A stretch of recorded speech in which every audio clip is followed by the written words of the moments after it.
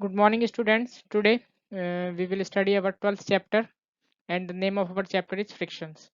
In this chapter, we will study about various facts related to friction, like what is frictions, types of frictions, advantages of friction, disadvantages of frictions, take how frictions can be reduced or increased.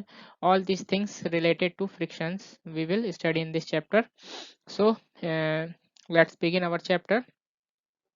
So force of a friction. So what is friction? Generally it is a type of force which act when which act in the opposite direction of the applied force or motion. ठीक है, तो ये frictional क्या है, एक एक type का force है जो उस दिशा में एक्ट करता है जिस दिशा में फोर्स अप्लाई की गई हो उसके अपोजिट डायरेक्शन में, या जिस डायरेक्शन में बॉडी का मूवमेंट हो रहा है, मोशन हो रहा है, उसके अपोजिट डायरेक्शन में ये हमेशा एक्ट करता है। कहने का मतलब कि यदि जैसे सपोज ये चीज़ है, ठीक, एक मेरी ये हथेली है, ओके, और हमेशा एक चीज़ और पहले एग्जांपल देने से पहले I want to clear one more thing कि फ्रिक्शन जो है वो हमेशा तभी एक्शन में आता है जब दो ऑब्जेक्ट के सरफेसेस आपस, जैसे कोई मान लो ये ऑब्जेक्ट ए है, दिस इज ऑब्जेक्ट बी, जब दोनों ऑब्जेक्ट के सरफेसेस आपस में कांटेक्ट में आते हैं तभी फ्रिक्शन क्या होता है, एक्शन में आता है।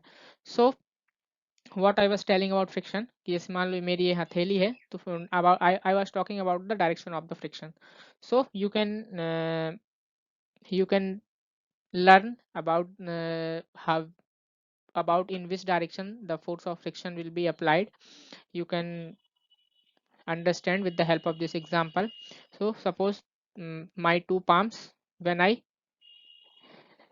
जब मैंने इन दोनों को ऐसे आपस में मिलाया तो क्या हुआ, अब फोर्स ऑफ फ्रिक्शन का यदि देखिए पता लगाना है, यदि मैं पाम को अपने ऐसे आगे की ओर मतलब अपने अपर पाम से मैं आगे की ओर फोर्स लगा रहा हूँ, if I am applying the force in my upper palm to move it ahead, then the friction force will, the direction of the friction force will be backward. Means मैं force यदि ऐसे लगा रहा हूँ तो जो फ्रिक्शनल फोर्स की direction होगी वो बैकवर्ड होगी, अपोजिट ऑफ द फोर्स और अपोजिट ऑफ द जिस मोशन में मेरा ये पाम अपर पाम मूव कर रहा है। और ये जनरेट क्यों हुआ, क्योंकि जब मेरा ये पाम दोनों के सरफेस कांटेक्ट में हुए तो इनके बीच में जो इनके सरफेसेस के कांटेक्ट में होने के कारण ये फ्रिक्शनल फोर्स जनरेट हुआ।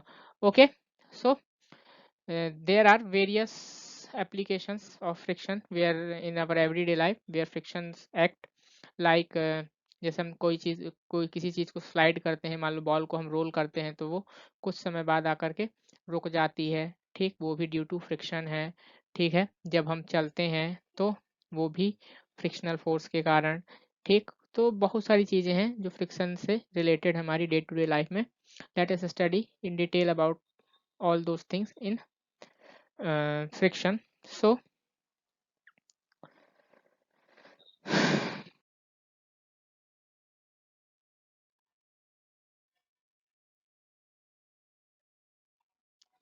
now causes of friction. What are the causes of friction? So this also I have told you कि जब दो smooth surface, ठीक है, when if the two surfaces are in contact are smooth, friction is very small. यदि दो smooth surfaces आपस में contact करते हैं तो फ्रिक्शन बहुत कम होता है उनके बीच में, ठीक है। और यदि दोनों जो सरफेस हैं बॉडी के, दो बॉडीज के जो सरफेस है वो रफ होते हैं तो फ्रिक्शन बहुत ज़्यादा होता है, ठीक है। और जब भी कोई बॉडी होती है एक दूसरी बॉडी के ऊपर स्लिप करती है, रब करती है, तो हमेशा जो फ्रिक्शन होता है वो अपोजिट डायरेक्शन में एक्ट करता है, ये भी हम देख चुके हैं, ठीक है। सो हम कह सकते हैं that the nature of surface place a very important role in the origin of friction. इसलिए जो सरफेस का जो नेचर है, सरफेस कैसा है, वेदर इट इज स्मूथ और इट इज रफ और uneven, so this highly affect the origin of the friction, ठीक। यदि स्मूथ सरफेस जो हो स्मूथ होगा तो फ्रिक्शन कम लगेगा, सरफेस ज़्यादा होगा रफ होगा तो फ्रिक्शनल फोर्स ज़्यादा लगेगा, ठीक है। when we observe a surface under a powerful microscope we find that there are irregularities on it। जब हम किसी सरफेस को पावरफुल माइक्रोस्कोप में ऑब्जर्व करें तो हम पाएंगे उसमें कि उस सरफेस में बहुत सारी इरेगुलरिटीज हैं। Even a smooth looking surface has a large number of irregularities. और ऐसा सरफेस जो हमें अपनी हमारी नेक्ड आइज से स्मूथ दिखता है, प्लेन दिखता है, जब हम उसको अंडर अ हाई माइक्रोस्कोप में ऑब्जर्व करेंगे तो it will have many irregular shape, ठीक, जो बहुत छोटे होते हैं जिनको हम अपनी नेक्ड आई से नहीं देख पाते हैं। ठीक है। और इन्हीं इरेगुलरिटीज के कारण जब यही इरेगुलरिटीज दूसरे सरफेस की इरेगुलरिटीज के कांटेक्ट में आती हैं तो ये इरेगुलरिटीज आपस में क्या कर लेती हैं, एक दूसरे को लॉक कर लेती हैं। जैसे मान लो ये कोई सरफेस इसकी इरेगुलरिटीज है, ये कोई सरफेस इसकी इरेगुलरिटीज, दोनों आपस में क्या कर रही हैं, लॉक कर रही हैं। जब ये दोनों स्लाइड करेंगे तो हमें इतना फोर्स लगाना पड़ेगा कि ये जो इंटरलॉकिंग हुई है दोनों सरफेसेस के बीच में, इसको हम क्या कर सकें, ओवर कॉज कर सकें। तो फ्रिक्शन का जनरली जो कॉज है वो यही है कि जो इरेगुलरिटीज होती हैं सरफेस में, तो जब दो सरफेसेस आपस में कांटेक्ट में आते हैं तो यही रेगुलरिटीज आपस में इंटरलॉकिंग कर लेती हैं। इसी इंटरलॉकिंग के कारण हमें ग्रेटर फोर्स अप्लाई करना पड़ता है and this greater force is known as friction. तो फ्रिक्शन का ऑरिजिन ऐसे होता है और इसी कारण से फ्रिक्शन एक्शन में आता है। Okay.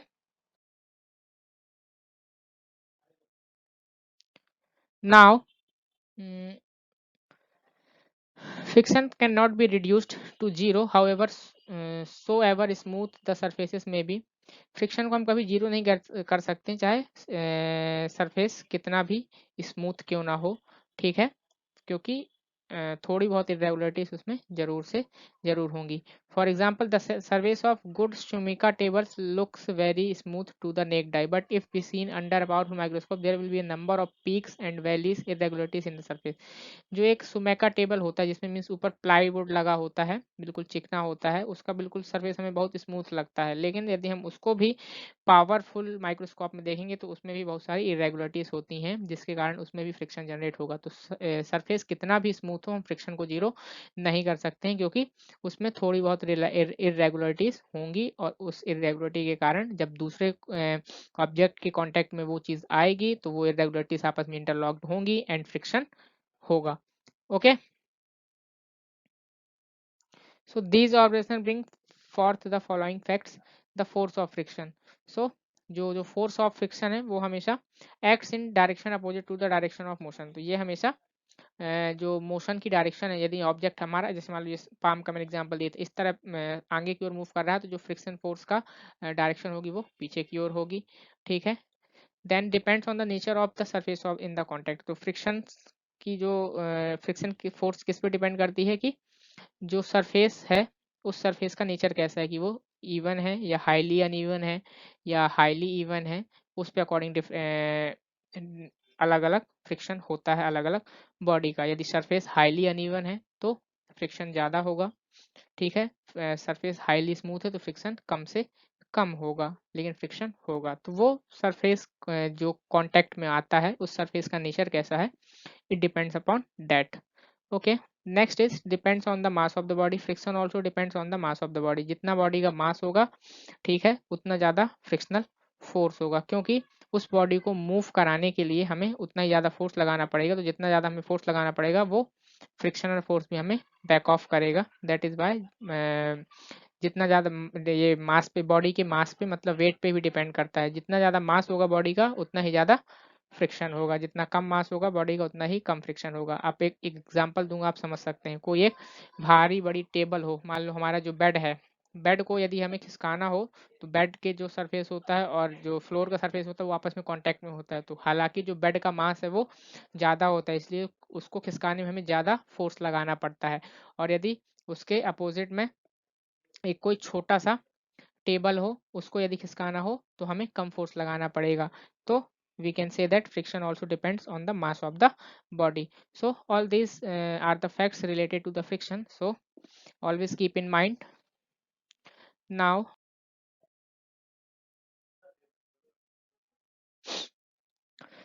properties of friction, let us study various properties of friction। so friction is produced only when an object moves on another object। तो फ्रिक्शन तभी प्रोड्यूस होता है कि जब एक ऑब्जेक्ट दूसरे ऑब्जेक्ट के ऊपर मूव करती है, एक ऑब्जेक्ट दूसरे ऑब्जेक्ट के ऊपर मूव करती है तभी। कहने का मतलब दूसरे, इन अदर वर्ड्स कहें कि जब दो सरफेसेस, ऑब्जेक्ट की दो सरफेसेस आपस में कांटेक्ट करती हैं तभी फ्रिक्शन जनरेट होता है।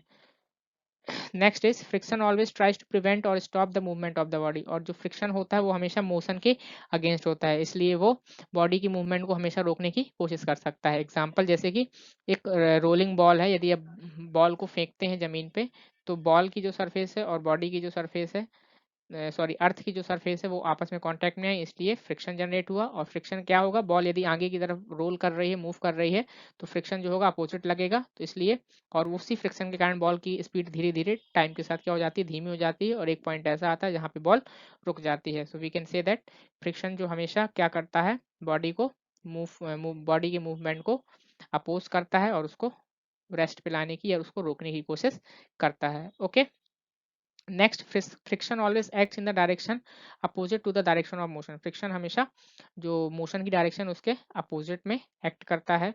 Next, friction wear off the surface of contact of two bodies. Friction जो है जब तभी आता है जब टू बॉडीज का कांटेक्ट होता है, अन्यथा नहीं होता, फ्रिक्शन जनरेट नहीं होता है। Friction depends on the mass of the body. Friction जो बॉडी का मास है उस पर भी डिपेंड करता है, जैसे मैंने अभी बेड और टेबल का एग्जाम्पल दिया था। तो जितना भारी ऑब्जेक्ट होगा, मास भी उतना ज्यादा होगा। Okay, so always keep that in mind. Now let us study various types of friction. So generally frictions are of three types: static friction, sliding friction and rolling friction. So now let us study in detail about what is static friction, sliding friction, rolling friction. I can say you static friction means जो friction जब body rest पे होती है तब act होता है, तो वो static friction है। Means static means fix. और वो स्लाइडिंग फ्रिक्शन जब कोई बॉडी स्लाइड कर रही होती है, ठीक है, मूव कर रही होती है, तो वो स्लाइडिंग फ्रिक्शन है। और रोलिंग फ्रिक्शन जब कोई बॉडी रोल कर रही होती है, वो है रोलिंग फ्रिक्शन। ठीक है, तो all this are the three types of friction. Now let us study in detail about them.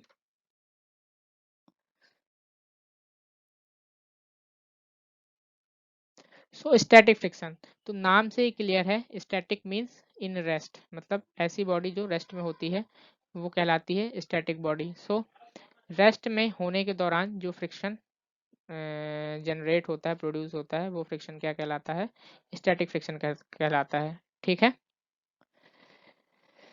अब जैसे फॉर एग्जांपल कि एक वुडन ब्लॉक है, ये और a piece of stone placed on the ramp does not slide down unless sufficient force is exerted on the ramp is made steeper.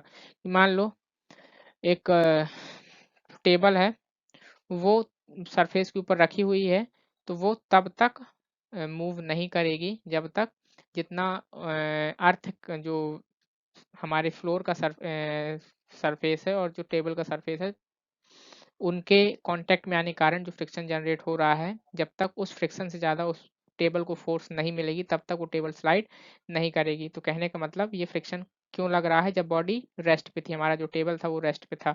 ठीक है, या मान लो कोई पत्थर हम कहीं रख देते हैं, तो वो पत्थर तब तक स्लाइड नहीं होता है जब तक हम उसको धक्का नहीं देते हैं। जो फ्रिक्शन है, जो फ्रिक्शन जनरेट हो रहा है, तब तक वो जो हमारा एक्सटर्नल फोर्स हम अप्लाई कर रहे हैं, जब तक वो फ्रिक्शनल फोर्स से ज़्यादा नहीं होगा तब तक वो पत्थर स्लाइड नहीं कर सकता।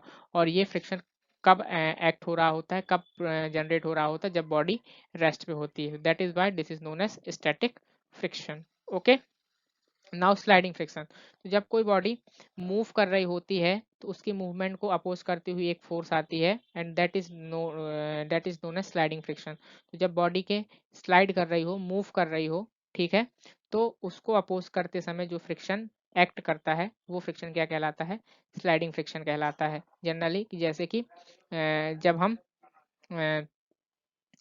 मान लो क्या कर रहे हो, स्लाइड कर रहे हो, जैसे मान लो पार्क वगैरह में जो स्लाइडर बने होते हैं, उनसे जब हम स्लाइड करते हैं, तो हमेशा जो फ्रिक्शन होता है, जो हम स्लाइड करते हैं नीचे की ओर आते हैं, तो जो फ्रिक्शन होता है हमेशा उस समय भी फ्रिक्शन क्या होता है, एक्ट करता है। तभी तो हम एक समय जाके आने के बाद जब नीचे आ जाते हैं तो रुक जाते हैं, जब फोर्स फ्रिक्शनल फोर्स जो एक्सटर्नल फोर्स है वो फ्रिक्शनल फोर्स से कम हो जाता है, तो इसलिए नीचे आके हम जब स्लाइड करते करते रुक जाते हैं। तो वो उस दौरान, स्लाइडिंग के दौरान जो फ्रिक्शन एक्ट करता है, वो फ्रिक्शन क्या कहलाता है, स्लाइडिंग फ्रिक्शन कहलाता है। और ये हमेशा बॉडी के मोशन को क्या करता है, अपोज करता है, उसके मोशन को स्लो करता है और उसको रेस्ट पे लाने की कोशिश करता है। Okay, so Sliding friction is generally lesser than the static friction because after the object starts sliding it takes less force to move it. तो जो स्लाइडिंग फ्रिक्शन होता है वो स्टैटिक फ्रिक्शन के कंपैरिजन में कम होता है, क्योंकि जब बॉडी मूव करना एक बार स्टार्ट कर देती है तब ये एक्शन में आता है, और जब बॉडी मूव कर रही होती है तो उसको उसमें कम फ्रिक्शन फोर्स लगता है। ठीक है, उसको इसलिए हम कह सकते हैं कि स्टैटिक फ्रिक्शन से कम फ्रिक्शन होता है स्लाइडिंग फ्रिक्शन। ओके, क्योंकि उसको चीज जब स्लाइड करती है तो उसको मूव करना आसान हो जाता है, क्योंकि फ्रिक्शन घट जाता है, उस पर लगने वाला फ्रिक्शन घट जाता है, इसलिए स्लाइडिंग फ्रिक्शन कम होता है स्टैटिक फ्रिक्शन के कंपैरिजन में। ओके, और इसका कारण ये है कि जब स्टैटिक फ्रिक्शन होता है तो ऑब्जेक्ट क्या होते हैं, रेस्ट पे होते हैं, तो इससे जो उनके बीच में इरेगुलरिटीज है वो इंटरलॉक करने के लिए उनको पर्याप्त टाइम मिलता है, तो वो आपस में अच्छे से इंटरलॉक हो जाते हैं, तो इसलिए हमें वहाँ पे ज़्यादा फोर्स अप्लाई करना पड़ता है। ठीक है, बॉडी को मूव कराने के लिए, इसलिए वो ज़्यादा होता है। और जब कोई बॉडी स्लाइड कर रही हो, मतलब वो मूवमेंट करने लगती है, तो क्या होता है कि जो दोनों सरफेसेस की इरेगुलरिटीज हैं उनको टाइम नहीं मिलता आपस में इंटरलॉक करने के लिए ज़्यादा, इसलिए हमें कम फोर्स लगाना पड़ता है। इसलिए हम ये कहते हैं कि जो स्लाइडिंग फ्रिक्शन होता है वो स्टैटिक फ्रिक्शन से हमेशा कम होता है। तो होप आपको ये फैक्ट दोनों समझ में आए हों। Now let us study about rolling friction. So so what is rolling friction? तो जनरली जब कोई बॉडी ऑब्जेक्ट दूसरे ऑब्जेक्ट के ऊपर रोल कर रही हो, ठीक, जैसे मान लो बॉल का मैंने एग्जांपल दिया था कि अर्थ के ऊपर बॉल क्या करती है, रोल करती है। ठीक है, रो तो इस दौरान जो फ्रिक्शन एक्ट करता है that friction is known as rolling friction. ठीक है, और जब भी जरूरत होती है तो रोलिंग फ्रिक्शन की जगह स्लाइडिंग फ्रिक्शन भी हो जाता है, स्लाइडिंग फ्रिक्शन की जगह रोलिंग फ्रिक्शन भी हो जाता है। ठीक है, और ये जनरली होता है व्हील्स के साथ, using wheels, roller bearing, ball bearing, इन सब में क्या होता है, रोलिंग फ्रिक्शन होता है। ठीक है, और स्लाइडिंग फ्रिक्शन भी होते हैं। ठीक है, कहने का मतलब यदि मैं आपको बताऊं कि एक जब कार चल रही हो, देखिए रोलिंग और स्लाइडिंग फ्रिक्शन दोनों आप यहाँ समझ सकते हैं। जब एक कार चल रही होती है तो उसके पहिए क्या हो रहे होते हैं, घूम रहे होते हैं, और वही पहिए अर्थ के कांटेक्ट में आते हैं तो वो रोल कर रहे होते हैं, इसलिए उस समय रोलिंग फ्रिक्शन होता है। लेकिन जब हम कार में ब्रेक लगाते हैं, ब्रेक लगाने के कारण जब कार घिसलती है, ठीक है, स्लाइड करती है, तो उस समय तुरंत स्लाइडिंग फ्रिक्शन आ जाता है एक्शन पे। दिस इज जब कोई ऑब्जेक्ट रोल कर रही हो तो उस दौरान जो फ्रिक्शन जनरेट होता है दैट इज रोलिंग फ्रिक्शन, और जब कोई ऑब्जेक्ट स्लाइड कर रही हो उस दौरान जो फ्रिक्शन एक्ट करता है that is sliding friction. Okay, these are all three types of frictions. Now अब उसी प्रकार है rolling friction. Rolling friction sliding friction से कम होता है, क्योंकि उस समय कम जो ऑब्जेक्ट है उसका कम वेट उसमें एक्शन में आता है, कम वेट उसका कम सरफेस कांटेक्ट में आता है दूसरे ऑब्जेक्ट के सरफेस से, इसलिए रोलिंग फ्रिक्शन सबसे कम होता है। ये एग्जांपल्स हैं जैसे कि सूटकेस, ट्रैवलिंग बैग्स में जो वजन है तो हम उनमें यदि व्हीलर लगा देते हैं तो वो हम आसानी से उनको रोल कर सकते हैं, स्लाइड कर सकते हैं, क्योंकि फिर उनमें फ्रिक्शन कम लगता है।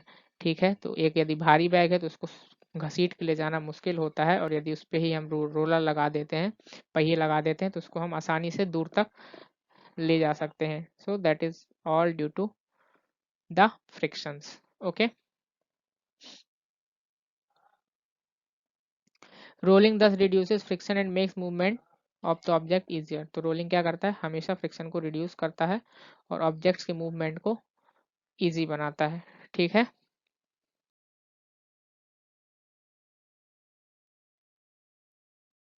Now friction unnecessary evil. अब फ्रिक्शन है तो बुरा, क्योंकि ये हमारे अपोजिट, हर चीज के अपोजिट में एक्ट करता है, लेकिन ये है बहुत जरूरी है। So let us study what are the advantages and disadvantages of friction.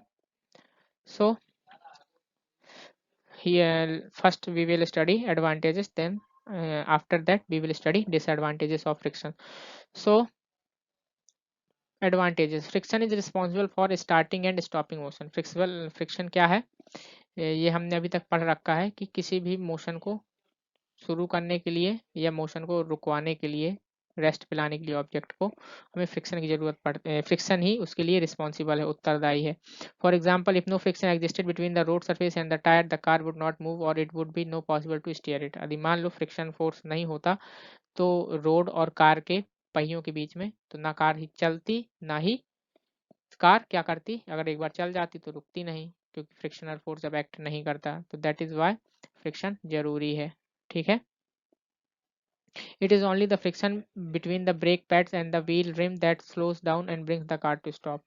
ठीक, क्योंकि फ्रिक्शन के कारण ही जो व्हील रिम होता है और ब्रेक होते हैं, जब वो आपस में स्लाइड करते हैं तो फ्रिक्शन के कारण ही वो पहिए की स्पीड को धीमा करते हैं और उसके बाद कार क्या करती है, स्टॉप करती है। ठीक। और उसी फ्रिक्शन के कारण ही जो पहिए हैं क्या करते हैं, आगे की ओर मूव करते हैं। यदि वो ना होता तो पहिए मूव तो करते, रोल तो करते, लेकिन अगर फ्रिक्शनल फोर्स नहीं होता तो आगे नहीं मूव करते, वहीं अपनी जगह पे ही रोल करने लगते। फ्रिक्शन के कारण ही पहिए क्या, मूवमेंट कार का आगे हो रहा है, और पहिए फ्रिक्शन के कारण ही कार रुक रही है। जब ब्रेक और जो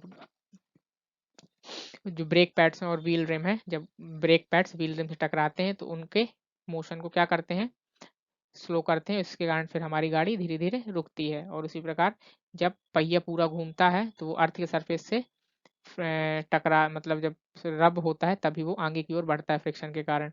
ठीक है। इसलिए कभी कभी देखा होगा ना, जब फ्रिक्शन कम हो जाता है, गाड़ी कीचड़ वगैरह में फंस जाती है, तो फ्रिक्शन क्या हो जाता है, कम हो जाता है। तो फ्रिक्शन जब जनरेट नहीं होता तो पहिया वहीं पे क्या होने लगता है, राउंड होने लगता है, गाड़ी हमारी आगे नहीं बढ़ती है। ठीक है। सो मूवमेंट के लिए और किसी चीज़ को रोकने, मूवमेंट को रोकने के लिए फ्रिक्शन बहुत ज़रूरी है, और हम अपनी डे टू डे लाइफ में इसको यूज़ करते हैं। So it is very necessary. Now, walking and running needs friction between the soles of the feet and or shoes on and the road. चलने के लिए या दौड़ने के लिए हमें फ्रिक्शन की ज़रूरत पड़ती है कि जो हमारे फीट हैं या हमारे शूज़ का जो सोल है वो रोड से जब कांटेक्ट में आता है, तो यदि फ्रिक्शन ना हो तो वो हम या तो गिर जाएं, चल ही नहीं पाएंगे, ना ही दौड़ पाएंगे, बैलेंस ही नहीं खुद को कर पाएंगे। ठीक है। इसलिए जब भी देखिए फ्लोर गीला होता है या ऑयली होता है तो वहाँ पे फ्रिक्शन कम हो जाता है, तो उस पे चलना हमारा मुश्किल हो जाता है, हम ना, है ना, हमें बहुत संभल के चलना पड़ता है, नहीं तो गिर के हमें चोट भी लग जाती है। तो फ्रिक्शन हमारे स्मूथली चलने के लिए, दौड़ने के लिए भी बहुत ज़्यादा जरूरी है। So that is why it is necessary.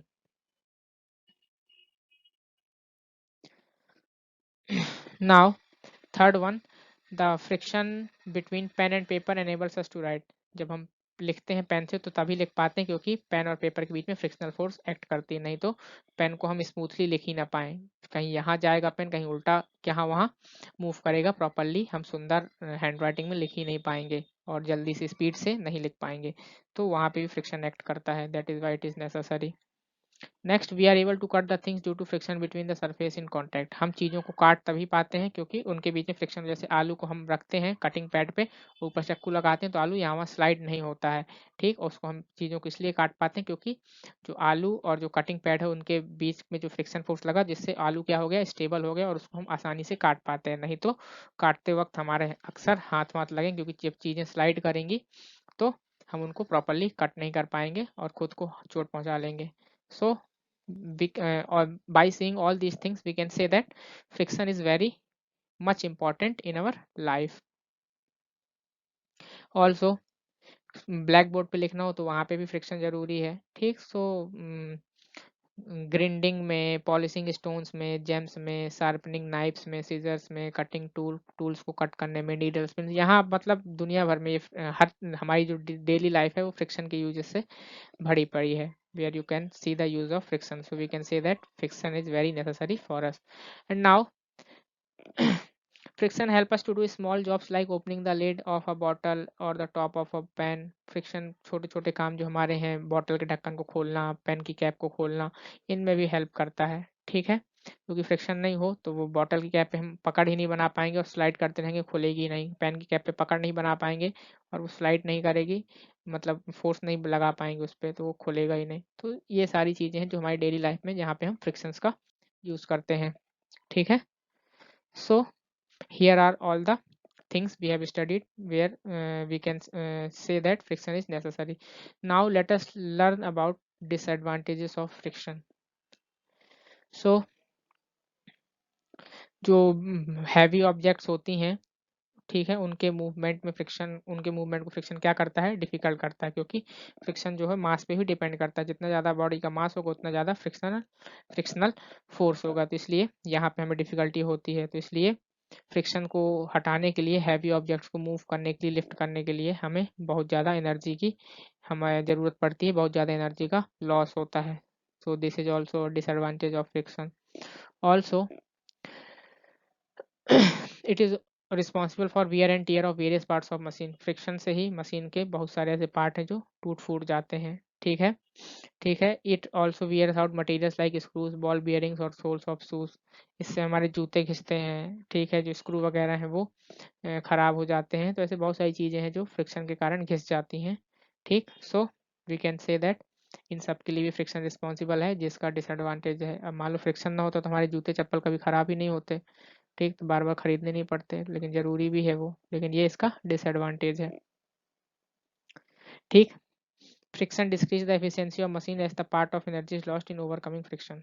जो फ्रिक्शन है वो मशीन की इफिशियंसी को डिक्रीज करता है, क्योंकि पहले जो मशीन के जो पार्ट्स हैं उनको फ्रिक्शन वर्क करने के लिए फ्रिक्शन से ओवरकम करना पड़ता है, पहले फ्रिक्शन से लड़ना पड़ता है। जब फ्रिक्शन से ज़्यादा फोर्स वो लगाएंगे तभी वो वर्क कर पाएंगे। जैसे आटा चक्की है, आटा चक्की के जो दो वो होते हैं, वो आपस में जब रोल करते हैं तो फ्रिक्शन के कारण ही गेहूं आटा बन पाता है, ठीक है। तो पहले रोल करने के लिए उसको ज़्यादा पावर कंज्यूम करना पड़ेगा, ठीक है, और तब जब वो रोल कर पाएंगे तभी वो आटे को, वो गेहूं को आटा बना पाएगा।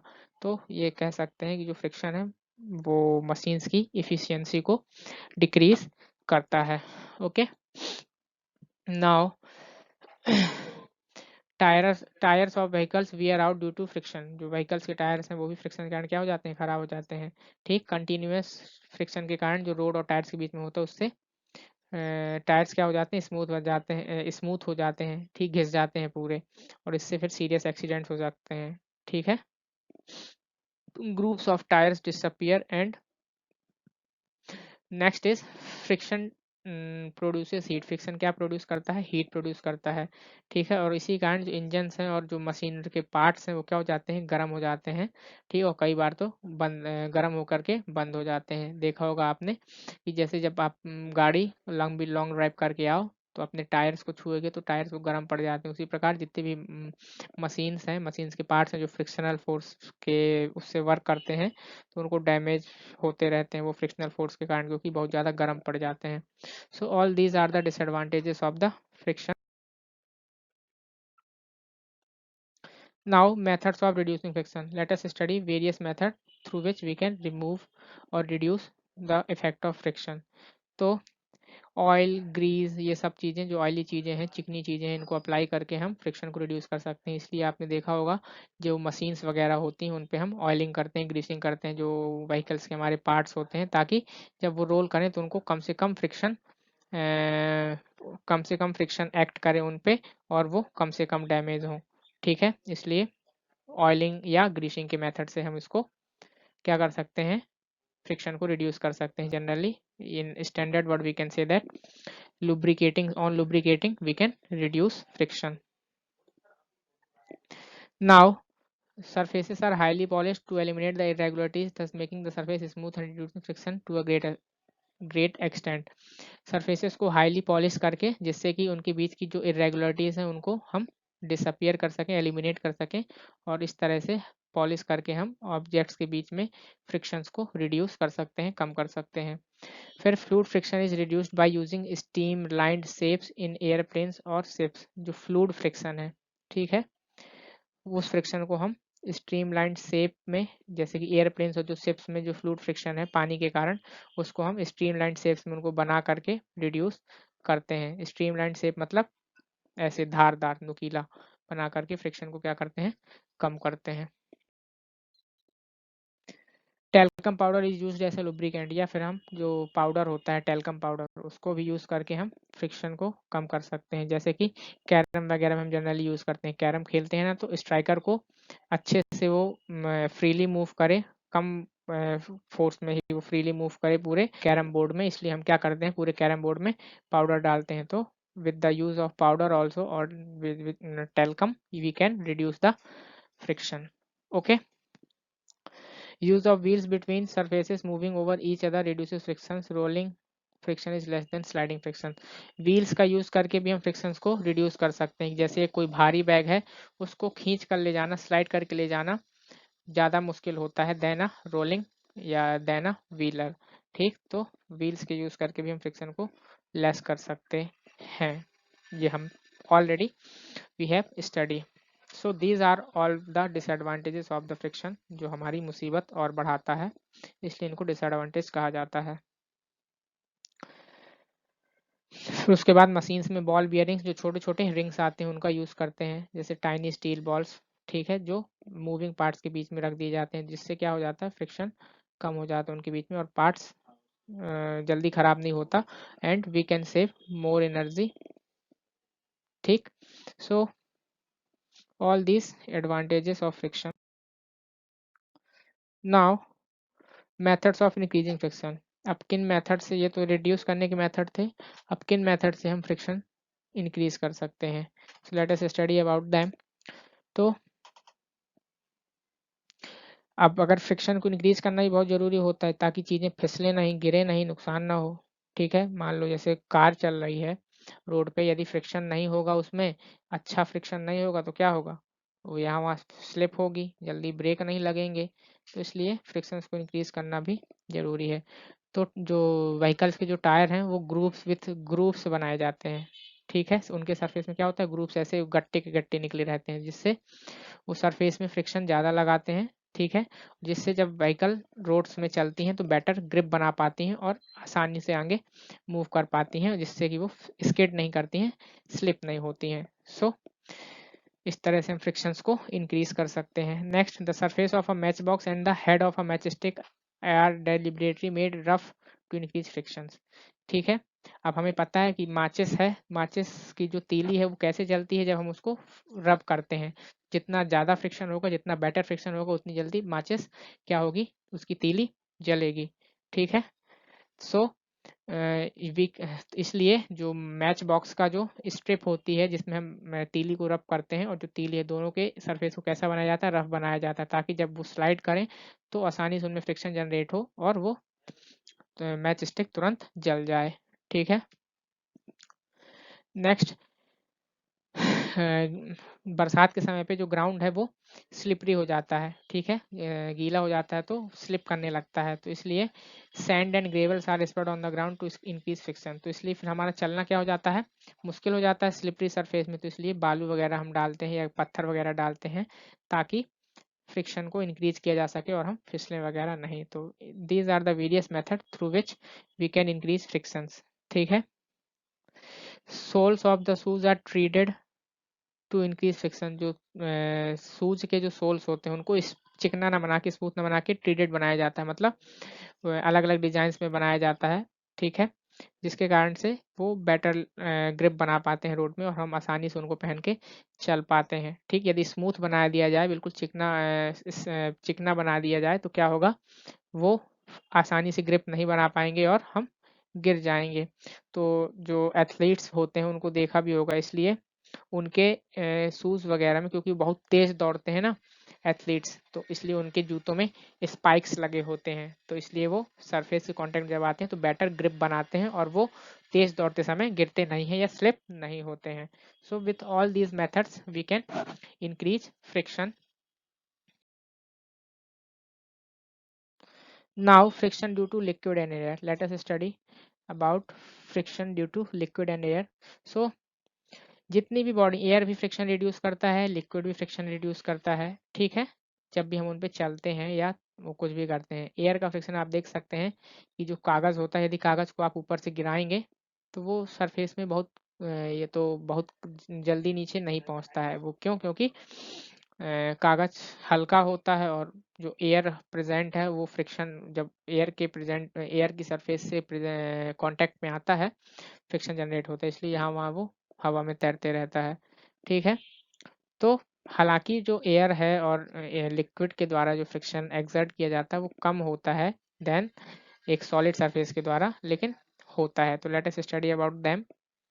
सो force due to friction due to water, उसके कुछ एग्जांपल्स हैं। Like ships and boats are given a spherical special streamlined shape so as to offer minimum amount of friction while moving through the water।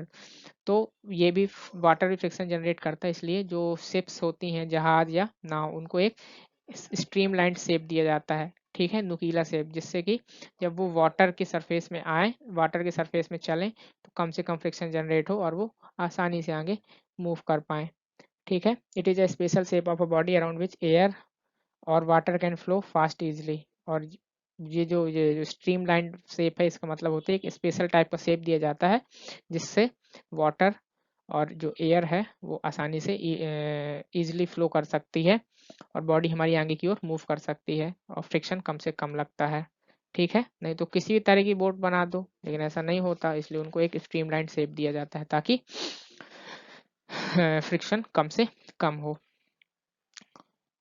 The streamlined shape of bodies of fishes and all other marine animals help in them in reducing the force of friction between their body and water through which they move। इसलिए जो मछलियाँ वगैरह होती हैं उनकी भी body, जितने भी मैराइन ऑर्गेनिजम्स होते हैं, क्रिएचर्स होते हैं, उन सब की बॉडी स्ट्रीमलाइंड होती है, क्योंकि जब वो पानी में तैरते हैं तो पानी और उनकी बॉडी के द्वारा जो कांटेक्ट में आने से जो फ्रिक्शनल फोर्स लगता है वो कम से कम हो सके, दैट इज़ वाई उनकी बॉडी का शेप स्ट्रीमलाइंड होता है। Okay. While swimming, a swimmer tries to streamline his body so that he experiences less friction due to water। एक स्विमिंग करते समय जो एक स्विमर होता है वो हमेशा अपनी बॉडी को स्ट्रीमलाइन करने की कोशिश करता है ताकि वो जब वो वाटर के सरफेस से कांटेक्ट में आए तो कम से कम फ्रिक्शन एक्सपीरियंस करे। Okay. Next is friction due to air. So what is friction due to air? तो जब कोई ऑब्जेक्ट एयर में ही मूव करती है तब भी फ्रिक्शन जनरेट होता है, this we have studied. So let us study various example.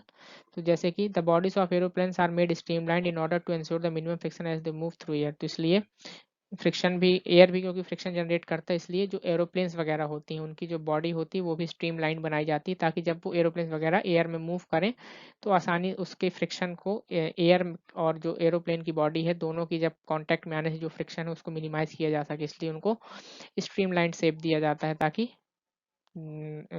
Aeroplane वगैरह को दिक्कत ना हो एयर में मूव करने में, ठीक है। Next, in nature the bodies of all birds are shaped in manner that they experience a minimum friction while flying in air. उसी प्रकार से नेचर में जितनी भी फ्लाइंग क्रिएचर्स हैं, जो पक्षी वगैरह हैं, तो उनकी बॉडी को भी इस तरह से डिज़ाइन किया जा गया है भगवान ने कि वो जब उड़ते समय कम से कम फ्रिक्शन जनरेट कर सकें, ठीक है, कम से कम फ्रिक्शन जनरेट हो सके, ठीक है। और इसलिए उनकी बॉडी को ऐसा बनाया जाता है ताकि उनको उड़ने में दिक्कत ना हो। Next, all automobiles, motorcycle, car, bus etcetera and space launch vehicles are specially design to minimise the effect of friction of air. जितनी भी ऑटोमोबाइल्स हैं, मोटरसाइकिल हो, कार हो, बस हो, एक्सेट्रा, उनको सबको एक ऐसा शेप, इसलिए एक डिस्टिंक्ट शेप दिया जाता है ताकि जब वो चलें तो जो उनके आसपास एयर है उसके कांटेक्ट में आए तो उसके कारण ज़्यादा फ्रिक्शन जनरेट ना हो और उस फ्रिक्शन का जो इम्पैक्ट हो मिनिमम से मिनिमम हो, इसलिए उनको स्पेशली अलग से स्पेशली डिज़ाइन किया जाता है। सो all in this way our chapter gets completed. All we have studied about various things in this chapter related to friction. We have studied types of friction, we have studied many phenomena related to friction, we have studied advantages of frictions, we have studied the use of friction in our daily life, disadvantages also we have studied.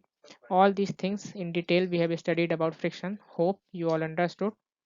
So at last, if you have any doubt, you can mention your doubt in our comment section, and we will provide you with the solution.